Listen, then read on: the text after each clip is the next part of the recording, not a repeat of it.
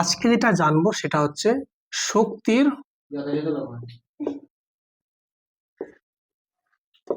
যথাযথ ব্যবহার।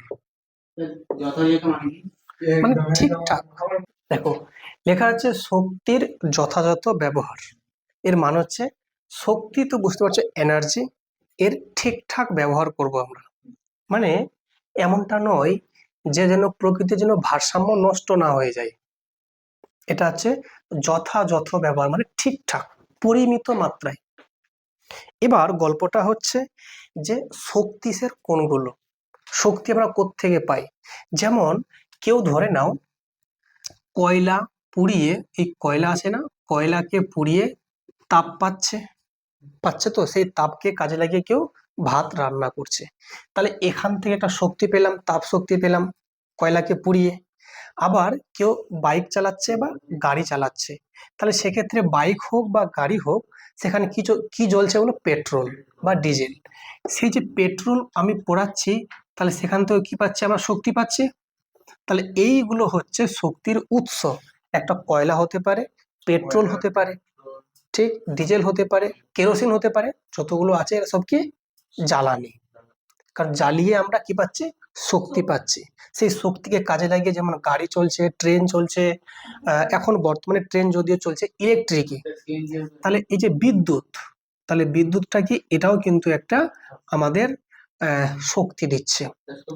কেউ হয়তো বলতে পারে যে স্যার, আমরা যদি স্যার কি করতে পারি, সূর্যের যে শক্তি, এই সূর্যের শক্তিকে আমরা কাজে লাগিয়ে স্যার কি করতে পারি, আমরা ইলেকট্রিসিটি উৎপাদন করতে পারি, ইলেকট্রিসিটি। তাই এটা এক প্রকার শক্তি না? এরা সবাই হচ্ছে শক্তির উৎস। এখন গল্পটা হচ্ছে যে এই জিনিসগুলো কয়লা আর পেট্রোল, এগুলো কিন্তু যদি অনবরত মানুষ কন্টিনিউ ব্যবহার করতে থাকে, একটা সময় পর শেষ হয়ে যাবে। এগুলো কিন্তু অফুরন্ত নয়, এগুলো ফুরন্ত, একসময় ফুরিয়ে যাবে। কিন্তু সূর্যের শক্তি কোনোদিনও ফুরাবে না। বিদ্যুৎ, এটা আমরা তৈরি করতে পারছি যদিও। তো বিদ্যুৎ যেমনি আমি যদি বলি জোয়ার ভাটার শক্তিকে কাজে লাগাতে পারছি আমরা, তো ওটা তাহলে কি অনবরত পেয়ে যাচ্ছি। যেগুলো কোনোদিন শেষ হবে না, ওটাকে আমরা বলি পুনর্নবীকরণযোগ্য শক্তি, পুনরায় ফিরে ফিরে পাচ্ছি। ওটাকে বলি আমরা অচিরাচরিত শক্তি বা অপ্রচলিত শক্তি। কেন, সূর্যের যে শক্তিটা প্রত্যেকটা বাড়িতে কি আছে, প্রত্যেকটা বাড়িতে মানুষ সোলার প্যানেল লাগিয়েছে, লাগায়নি, এখনো ভালো মতো প্রচলনটা শুরু হয়নি। তাহলে এরা কি বলো, অপ্রচলিত বা অনবীকরণযোগ্য, বা এটাকে আমরা বলি অচিরাচরিত শক্তি। তাহলে স্যার কোনগুলো চিরাচরিত, যেগুলো হামেশাই চলছে, প্রত্যেকের বাড়িতে কম বেশি, ধরে নাও এই পেট্রোলের ব্যবহার বা তোমার কয়লার ব্যবহার বলো, বা যতগুলো ব্যবহার বলছি, এগুলো কিন্তু আছে। পেট্রোল ডিজেল যেগুলো একসময় ফুরিয়ে যাবে। তাহলে এই পরিমাণটা আমাকে কি করতে হবে, ব্যবহারটা কমাতে হবে। এখন বর্তমান দিনে দেখছো না, এখন কিন্তু বেশিরভাগ গাড়িগুলো, যে টোটোগুলো, সেগুলো হচ্ছে কি ইলেকট্রিক। এর ফলে ইলেকট্রিসিটি যে উৎপন্ন করছে বা ওটা কাজে লাগাচ্ছে, পরিবেশটা একটু মানে মানে সুস্থ থাকছে আগের থেকে। ওই গাড়িতে কিন্তু কোনো রকম পেট্রোল জ্বলে না বা ডিজেল কাজে লাগে না। তাহলে এখানে পেট্রোল ডিজেলের ব্যবহারটা একটু কমে গেল না? তাহলে ভালো না খারাপ? অবশ্যই ভালো। তাহলে এই যে, তাহলে কি এটাকে সরকার মাথায় রেখেছে যে কি করে আমাকে ওই যেগুলো জিনিস ফুরিয়ে যাবে ওটাকে কম কম করে ব্যবহার করতে হবে, আর যেটা জিনিস ফুরাবে না ওটা ব্যবহারটা কি করতে হবে, বাড়াতে হবে। বুঝতে পেরেছো? তাহলে আগে চলছিল কত বাইক ছিল, এখন কিন্তু ইলেকট্রিক স্কুটি বেরিয়েছে। তাহলে কি হচ্ছে বলতো, যেখানে আমরা আগে ইউজ করতাম পেট্রোল, আর পেট্রোল কিনতে হচ্ছে না। তাহলে ব্যবহারটা একটু কমছে না? এর ফলে কি হচ্ছে, আমরা শক্তির যথাযথ ব্যবহার করছে কি করছি না, করছি না। এর জন্য সরকার উদ্যোগ নিয়েছে, অবশ্যই এটা ভালো জিনিস। তাহলে সেক্ষেত্রে তোমরা আমাকে বলবে যে এখানে যে সমস্ত জ্বালানিগুলো কি বললাম, অচিরাচরিত, কোনগুলো বললাম, সূর্য শক্তি ভালো। আর যেগুলো হচ্ছে চিরাচরিত বা প্রচলিত বা চলছে, বা যেটা হচ্ছে অনবীকরণযোগ্য, সেটা হচ্ছে কি বলো, কয়লা পেট্রোল। এই জীবাশ্ম, এগুলো হচ্ছে জীবাশ্ম জ্বালানি। কেন বলতো, এই জ্বালানিগুলো কোথায় উৎপন্ন হয়, মাটির নিচে। পেট্রোল মাটির নিচ থেকে পাওয়া যায়, কয়লা মাটির নিচ থেকে পাওয়া যায়। কি তাই তো? কি করে স্যার এদের উৎপত্তি লাভ হয়েছে? বহু লক্ষ লক্ষ বছর আগে যখন ভূমিকম্প হয়েছিল, সেই ভূমিকম্পের জন্য যেখানে ধরো অনেকগুলো মানুষ একসঙ্গে চাপা পড়ে গেছে, ভেতরে এত চাপ আর এত তাপ, এই চাপে আর তাপে মানুষগুলো ওখানে পচে পুরো তেলে রূপান্তরিত হয়ে গেছে। এটাকে আমরা বলি এই যে পেট্রোল বা ডিজেল পাচ্ছি বা কেরোসিন পাচ্ছি। তো এই যে পাচ্ছি জ্বালানিটা, এটা জ্বালানি এক প্রকারের। এই জ্বালানিটা তাহলে যে পেলাম, কি জীব থেকে পেলাম না? মানুষের মতো প্রাণীগুলো ওখানে পচে চাপে তাপে রূপান্তরিত হয়ে গেছে তেলে। তাহলে এই যে জ্বালানিটা পেলাম, কি থেকে পেলাম? জীব থেকে পেলাম না। তাই এটার নাম হচ্ছে জীবাশ্ম জ্বালানি। বলো, জীবাশ্ম জ্বালানি। তাহলে স্যার এই যে কয়লা, এটা কি করে উৎপত্তি লাভ করেছে? এটাও লক্ষ লক্ষ বছর আগে অনেকগুলো গাছপালা এক জায়গায় চাপা পড়ে গেছে, আর সেই গাছপালাগুলো রূপান্তরিত হয়ে গেছে কয়লাতে। তাহলে কয়লা হচ্ছে গাছের রূপান্তর, আর পেট্রোল ডিজেল কেরোসিন তেলটা মানুষের বা প্রাণীর রূপান্তর। তাহলে এগুলো সমস্তগুলো হচ্ছে জীবাশ্ম জ্বালানি। এই জীবাশ্ম জ্বালানিগুলো একসময় ফুরিয়ে যাবে। এটাকে ঠিকঠাক ভাবে ব্যবহার করতে হবে, যাতে করে আমাদের যে ভবিষ্যৎ প্রজন্ম আসছে যারা, তারাও যেন ব্যবহার করতে পারে।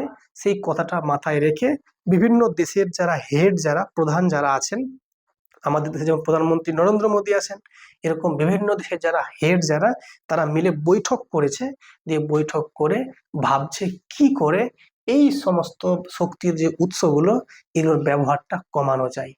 ঠিক আছে? যখন আমরা আছি জ্বালানিতে বা শক্তি, শক্তি বলতে পারো জ্বালানি বলতে পারো, কেন? এদেরকে আমরা জ্বালিয়ে শক্তি পাচ্ছি না, তাই এরা জ্বালানি। এই যে জ্বালানিগুলো আছে, তো আমরা এখন দেখবো জ্বালানিটা অবশ্যই হবে। এই যে জ্বালানি, এই জ্বালানির তাপন মূল্য আমরা দেখব। কি দেখবো বলো? তাপন মূল্য। জিনিসটা কি খুব ভালো করে লক্ষ্য করো। তাপন কথার মনে হচ্ছে একটা তাপ লুকিয়ে আছে না, আর মূল্য মানে হচ্ছে ভ্যালু। কিরকম? খুব মন দিয়ে বোঝো। ধরে নাও এখানে আছে, মনে করো 1 কেজি কয়লা আছে। কতটা কয়লা বলো? 1 কেজি কয়লা আছে। এই 1 কেজি কয়লাকে ভালো করে তুমি পোড়ালে, তো যদি 1 কেজি কয়লাকে আমি পোড়াই, তাহলে তাপ পাবো কি পাবো না? সেই তাপটাকে তুমি আবার মাপছো, তাপটাকে মাপছো। সেই তাপটা মাপার ফলে ধরে নাও তুমি পেলে, মনে করো ধরে নাও, কথার কথা বলছি একটা, যে তুমি 100 ক্যালোরি তাপ পেলে। কত তাপ পেলে বলো? 100 ক্যালোরি। তাপের এককটা হচ্ছে ক্যালোরি। ঠিক আছে? তাহলে তুমি 1 কেজি কয়লাকে পুড়িয়ে তাপ পেলে 100 ক্যালোরি। কথার কথা বলছি এটা, হ্যাঁ? এটা কিন্তু এক্সাক্ট ভ্যালু নয়। আর কতটা পুড়িয়েছো? 1 কেজি। তাহলে পার কেজি। তাহলে 1 কেজি কয়লা পুড়িয়ে যে পরিমাণ শক্তি পাচ্ছে, সেই শক্তিটা বা তাপটাকে আমরা বলবো কয়লার তাপন মূল্য। বুঝতে পেরেছো? তাহলে এবার কথা হচ্ছে, এটা হলো এসআই, এটা হলো সিজিএসএ না, এটা কি ক্যালোরি না বলে জুল বলতে পারো বা কিলো জুল বলতে পারো। 1 কেজি কয়লা পুড়িয়ে ধরে নাও তুমি 100 কিলো জুল শক্তি পেলে, তাহলে আমরা বলতে পারি কয়লার তাপন মূল্য 100 কিলো জুল/কেজি। যেটা উন্নত মানের কয়লা, প্রায় কত, 32,500 থেকে 34,000। তো আমি ধরে নিচ্ছি 34,000 মনে করো, হ্যাঁ? তাহলে 34,000 কিলো জুল/কেজি। এর মানে 1 কেজি কয়লা পোড়ালে 34,000 কিলো জুল শক্তি তুমি পাচ্ছ। ঠিক আছে? তাই এটা কার তাপন মূল্য? কয়লার। এরকম তোমরা নাম শুনেছো এলপিজি। এলপিজি প্রত্যেকের বাড়িতে আছে, LPG gas, liquefied petroleum gas. Liquefied petroleum gas. এই যে এলপিজি বা লিকুইফাইড পেট্রোলিয়াম গ্যাস, যদি এটাকে তুমি 1 কেজি পোড়াও, 1 কেজি তুমি এলপিজি কে যদি পোড়াও, 1 কেজি তুমি যদি এলপিজি কে পোড়াও, তাহলে তুমি কতটা শক্তি পাচ্ছ? সেই শক্তির যে মানটা 50,000 কিলোজুল। কিলোজুল/কেজি। মানে 1 কেজি এলপিজি কে পোড়ালে 50,000 কিলোজুল শক্তি পাচ্ছ। তাহলে বলো তো কার তাপন মূল্য বেশি, কয়লার না এলপিজির? এলপিজির না? বুঝতে পেরেছো? তাহলে কার দাম বেশি হবে? এলপিজির দাম বেশি। ক্লিয়ার না? ক্লিয়ার না? তোমার কিন্তু প্রশ্ন করবে যে বলো তাহলে তাপন মূল্যের একক কি হবে? তোমরা বলবে sir kilo joule per KG, তাই তো। আর সিজিএসে বললে ক্যালোরি পার গ্রাম। গ্রাম কেন? তখন 1 গ্রাম কার্বনকে পোড়াবে বা কয়লাকে পোড়াবে, যত ক্যালোরি পাবে সেটা হচ্ছে তার তাপন মূল্য। তো এটা হয়ে গেলো সিজিএসে মানে ছোট ইউনিট, এটা হয়ে গেলো এসআইতে বড় ইউনিট। বুঝতে পেরেছো? যেমন তোমাকে যদি ভর বলি, তো ভরের বড় ইউনিট কি? কেজি, ছোট ইউনিট গ্রাম। তাহলে ওই রকম এখানে গ্রাম বললাম, 1 গ্রাম পোড়াবে তো অল্প পাবে ক্যালোরি, আর যদি কেজি পোড়াও তো বেশি পাবে। ঠিক আছে না? আমরা দেখে নেব, এটা মিটাচ্ছি আগে। এটা বুঝতে পেরেছো না পারোনি? লিখছো তোমরা? বই আছে না, লিখলে চলবে। বলো ক্লিয়ার হচ্ছে কি হচ্ছে না? হচ্ছে না ক্লিয়ার? কি মেরিনা, হচ্ছে কি হচ্ছে না ক্লিয়ার? এরপরে আমরা দেখে নেব জীবাশ্ম জ্বালানি সংরক্ষণের প্রয়োজনীয়তা। তাহলে এই জীবাশ্ম জ্বালানি সংরক্ষণের প্রয়োজনীয়তা মানে কি? স্যার জীবাশ্ম জ্বালানি মানে কি? যেটা মাটির নিচ থেকে পাচ্ছি, পেট্রোল, ডিজেল, কয়লা। তাহলে এদের স্যার সংরক্ষণ মানে কি? প্রিজার্ভ করে রাখবো, বেশি বেশি করে অপচয় করব না। এর প্রয়োজনীয়তা কেন স্যার? কারণ আগামী প্রজন্মকে এই সমস্ত জ্বালানির যেন ব্যবহার যেন তারা করতে পারে, এবং আমাদের পরিবেশটাতে যদি তুমি বেশি বেশি করে এই জ্বালানি ব্যবহার করো তাহলে কি হবে? ক্ষতিকর গ্যাস আসছে, সেই গ্যাসের জন্য পরিবেশটা কি হচ্ছে? নষ্ট হচ্ছে, দূষিত হচ্ছে। তাহলে প্রথম কারণ হচ্ছে দূষণটাকে কি করব? থামাবো বা প্রতিরোধ করব। আর 2 হচ্ছে কি বলতো? অপচয়টা আমাকে কমাতে হচ্ছে। ঠিক আছে? অপচয় মানে কি? বেশি পরিমাণে ব্যবহার না করতে আমাদের কি করতে হবে? বিকল্প একটা কিছু ব্যবহার করতে হবে। বিকল্প কি? যেমন ইলেকট্রিসিটি, অন্য কিছু ব্যবহার করতে হবে। ঠিক আছে না? এই হচ্ছে আমাদের জীবাশ্ম জ্বালানি সংরক্ষণের প্রয়োজনীয়তা। ওকে। আর এই যে আমরা বললাম যে ভবিষ্যৎ প্রজন্মের জন্য আমরা যে ব্যবহার করে রাখবো বা জমিয়ে রাখবো তাদের কথা ভেবে, এটাকে আমরা বলছি স্থিতিশীল উন্নয়ন। কি বলছি বলো? স্থিতিশীল উন্নয়ন। তাহলে যদি ভবিষ্যৎ প্রজন্মের কথা মাথায় রাখতে হয়, তাহলে যে পয়েন্টগুলো মাথায় প্রথমে আসবে সেটা যদি 1 নম্বর বলি, সৌর শক্তির ব্যবহারটাকে বাড়াতে হবে। সৌর শক্তির ব্যবহার কি করতে হবে? প্রথম কথা হচ্ছে যেখানেই দেখছি কয়লার ব্যবহার আছে বা ডিজেলের ব্যবহার আছে বা পেট্রোলের ব্যবহার আছে, সেগুলোকে রিপ্লেস করতে হবে সৌর শক্তির ব্যবহার দিয়ে। যেমন রান্না বান্না আমরা করছি কিসে? এলপিজিতে। সেটাতে না করে যদি আমরা রান্না বান্না কিসে করি? তোমার সৌরশক্তি ব্যবহার করে। আমরা বলি সৌর কুকার বলি। দেখেছো সৌর কুকার? কালো রঙের হয়, ওখানে সূর্যের আলো এসে পড়ে আর রোদ্রে রেখে দিবে, ভাত রান্না হচ্ছে। তাহলে সৌর কুকার ব্যবহার করতে হবে। ঠিক আছে? তারপরে কি? সৌর প্যানেল বা সোলার প্যানেল বাড়িতে কি হবে? ইলেকট্রিসিটি পেয়ে যাব। ওই ওই ইলেকট্রিসিটি কাজে লাগিয়ে আমরা পাম্প মেশিন চালাতে পারবো। পারবো কি পারবো না? আমরা সেচের ব্যবস্থা করতে পারবো। এগুলো কিন্তু অনেকগুলো সরকারের কিছু প্রজেক্ট আছে যেখানে এভাবে সোলার প্যানেলকে কাজে লাগিয়ে পাম্পের সাহায্যে জল তোলা, সেচের ব্যবস্থা ইত্যাদি করা হয়। তাহলে কি করতে হবে? একটা সৌর প্যানেলের ব্যবহার বাড়াতে হবে।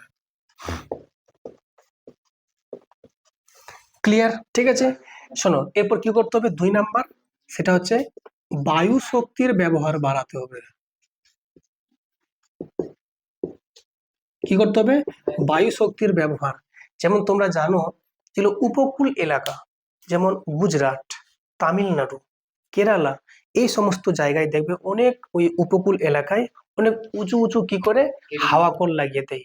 সেই হাওয়া কলে কি করে বাতাসটাকে কাজে লাগিয়ে ইলেকট্রিসিটি প্রডিউস করছে। এর ফলে কি হচ্ছে? দূষণটা কমছে। ঠিক আছে, এটা তাহলে পেয়ে গেলাম। তাহলে একটা হচ্ছে কি বায়ু শক্তির মধ্যে কি, যেমন হাওয়া কল।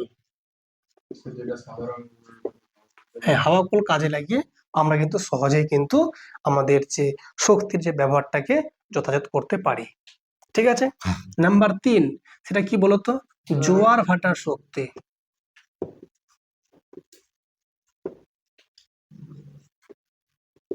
এই যে জোয়ার ভাটার শক্তি, এটাকেও আমরা কিন্তু কাজে লাগিয়ে ইচ্ছা মতো করে আমাদের যে পরিবেশটাকে আমরা দূষণের হাত থেকে রক্ষা করতে পারি। কেন? জোয়ার ভাটা কোথায় হয়? সমুদ্রে হয়, নদীতে হয়, সেখানে এই জোয়ার ভাটা কাজে লাগিয়ে আমরা সেই স্রোতটা কাজে লাগিয়ে ইচ্ছা মতো আমাদের যে টারবাইনটা আছে তাকে ঘুরিয়ে ইলেকট্রিসিটি প্রডিউস করতে পারি এবং আমরা সহজেই পরিবেশটাকে রক্ষা করতে পারি। কিছু বলছো? জোয়ার ভাটা যখন যখন সমুদ্রের জল বা নদীর জল যখন ফুলে ওঠে ওটা জোয়ার, আর যখন আবার বসে যায় ওটা হচ্ছে ভাটা। এটা কোথায় হয়? সমুদ্রে হয়। ঠিক আছে, এটা চন্দ্রের আর সূর্যের আকর্ষণের কারণে হয়। তাপীয় শক্তি,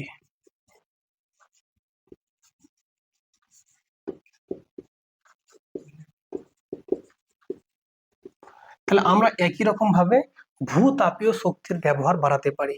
সেটা কেমন তাপ? ভূ মানে হচ্ছে পৃথিবী, আর তাপ মানে তো তাপ। পৃথিবীর তাপ কোথায় আছে? তোমরা জানো পৃথিবীর কিন্তু 3টে স্তর আছে। একটা বাইরে হচ্ছে কি ভূত্বক, ওর ভেতরে আছে কি ম্যান্টেল, তার ভেতরে আছে কোর। সেই কোর অঞ্চলে এবং ম্যান্টেল অঞ্চলে কি আছে তোমরা জানো যে লাভা আছে, ম্যাগমা আছে, সেখানে প্রচুর তাপ আছে। সেই তাপটাকে আমরা কিন্তু কাজে লাগাতে পারি, সেটা হচ্ছে ভূতাপীয় শক্তির ব্যবহার। এটা হলো ক্লিয়ার তাহলে। একটা হচ্ছে বায়োমাস বা জীবভর। ব্যাপারটা কি? শোনো মন দিয়ে। বায়োমাস কথা আছে না, মাস কথার অর্থ হচ্ছে ভর। মাস মানে ভর, ইংলিশে মাস। আর বায়ো মানে হচ্ছে জীব, বায়োলজি জীববিদ্যা। তো বায়ো মানে কি? জীব। তো তো এই জীব ভর, স্যার ব্যাপারটা কিরকম কি বলছে? তুমি যখন একটা যে কোনো জায়গায়, তোমরা কি নাম শুনেছো গোবর গ্যাসের শক্তি হয়? গোবর গ্যাস নাম শুনেছো? গোবর গ্যাস। তো এই গোবরটা আসছে কোত্থেকে? জীব থেকে আসছে নিশ্চয়ই। হ্যাঁ, তো এইরকম তোমরা যখন কি করবে, বাড়ির যত রকম আছে আবর্জনা, যেমন ধরে নাও পেঁয়াজের খোসা, আনাজের খোসা, বা বিভিন্ন রকম আহ কোন রকম ধরে নাও গাছগোছালির পাতা টাতা খড়কুটো, সবগুলোকে এক জায়গায় জড়ো করে এক জায়গায় রেখে দিলে ঢিবি করে, ওখানে দেখবে ওখানে একটা তাপ উৎপন্ন হয় না ভেতরে? সেই তাপের মাধ্যমে ভেতরে একটা গ্যাস উৎপন্ন হয়। কোন গ্যাস? মিথেন গ্যাস উৎপন্ন হয়, কার্বন ডাই অক্সাইড গ্যাস উৎপন্ন হয়। সেই গ্যাসটাকে আমরা কাজে লাগিয়ে আমরা কিন্তু এই বায়োমাস বা জীবভর থেকে শক্তি পেতে পারি। বুঝতে পেরেছো? তো ওটা হচ্ছে কি জীবভর বা বায়োমাস। এটার জন্য ওই বায়োগ্যাস প্ল্যান্ট ব্যবহার করা হয়। যদি প্রশ্ন করা হয় তাহলে এই জীবভর থেকে যে গ্যাসটা পাচ্ছি, কোন গ্যাস পাচ্ছি? মিথেন। এর সংকেত কি? CH4, methane. একে বলা হয় বায়োগ্যাস বলা হয়। কিন্তু এখানে একটা ব্যাকটেরিয়াকে কাজে লাগানো হয়, মিথানোজেনিক ব্যাকটেরিয়া। সেই মিথানোজেনিক ব্যাকটেরিয়ার মাধ্যমে সেই আবর্জনাকে বা সমস্ত স্তূপকে পচিয়ে গ্যাসটা পাওয়া যায় মিথেন। কার সাহায্যে? মিথানোজেনিক ব্যাকটেরিয়ার মাধ্যমে। বর্জ্য থেকেও কি পেয়ে যাচ্ছি? শক্তি পেয়ে যাচ্ছি, ঘরোয়া, একদম ঘরের থেকে পাওয়া অনুযায়ী, তাই না? এখানে দেখো বায়ো ফুয়েল। বায়ো মানে কি বলো? জীব। ফুয়েল মানে জ্বালানি, ওই জ্বালানির তেল। তো জীব, জীব থেকে আমরা কি পাচ্ছি? জ্বালানি পাচ্ছি। কিরকম ভাবে? যেমনি তোমরা জানো, যেমন বায়োডিজেল,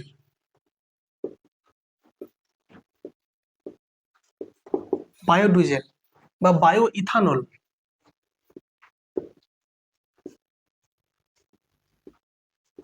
কিরকম ব্যাপারটা? এই যে আছে ইথানল, ইথানল এক প্রকারের কি? ইথানল নাম শুনেছো? মানে অ্যালকোহল। সেই অ্যালকোহলের সাথে তোমার কি বলতো, এই অ্যালকোহলটাকে আমরা জ্বালানি হিসাবে ইউজ করতে পারি। কিভাবে?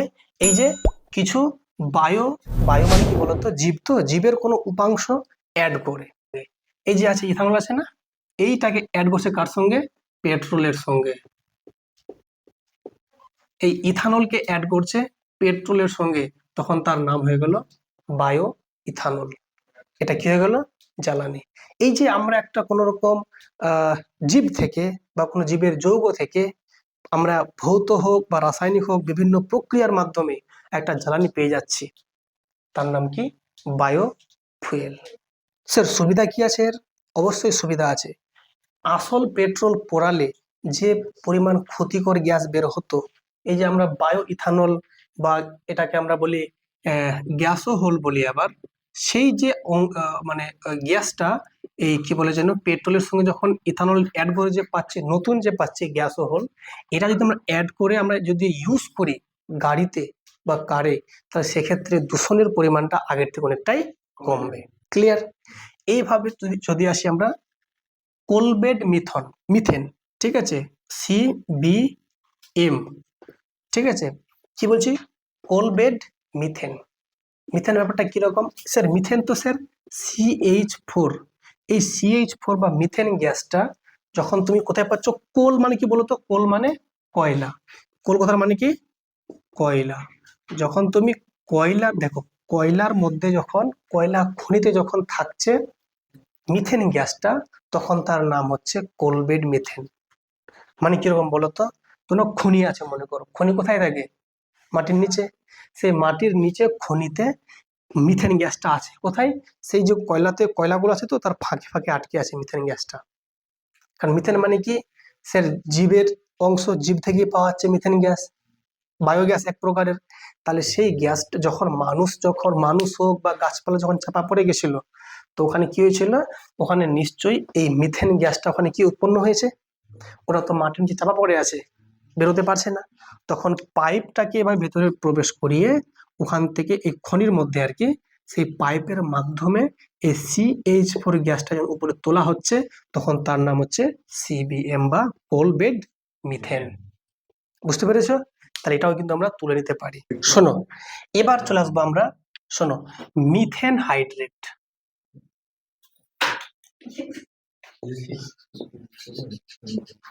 কি বলবো বলো? Methane hydrate. মিথেন মানে কি CH4, আর হাইড্রেট মানে হচ্ছে জল, মানে H2O থাকবে। যখন এরকম মিথেন এবং জলের অণু একসঙ্গে কেলাস আকারে থাকবে, তখন তার নাম বলছি মিথেন হাইড্রেট। এটার অপর নাম ফায়ার আইস। কেন স্যার? কারণ বলছে সমুদ্রের নিচে, তলদেশে, সমুদ্রের তলদেশে যেখানে অনেক মানে শিলার, আর যদি গভীরে যায়, তাহলে সেই শিলার অভ্যন্তরে কি রয়েছে, মিথেন গ্যাসটা এরকম জলের সাথে যুক্ত হয়ে আছে ভেতরে, সমুদ্রের নিচে, শিলার নিচে।